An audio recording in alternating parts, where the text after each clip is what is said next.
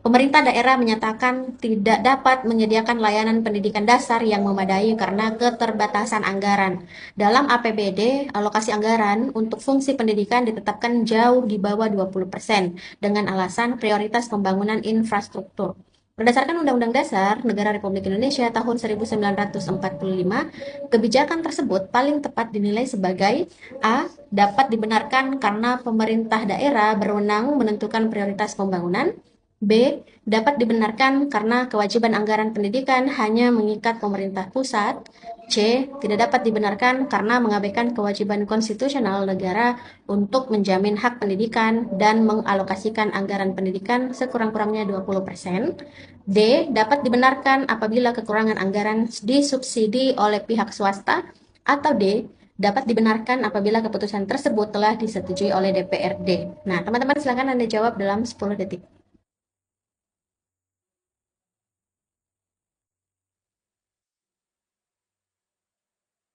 Oke, teman-teman, jadi jawaban yang tepat adalah C, yang mana tidak tepat, tidak dapat dibenarkan karena mengabaikan kewajiban konstitusional negara untuk menjamin hak pendidikan dan mengalokasikan anggaran pendidikan sekurang-kurangnya 20%.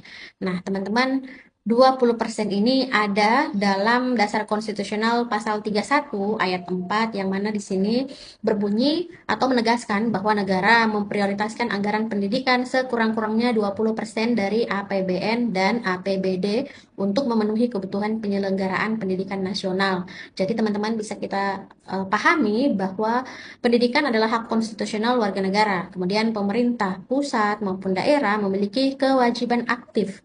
Nah, anggaran 20% ini bersifat perintah konstitusi atau mandatory spending. Kita ke contoh soal selanjutnya.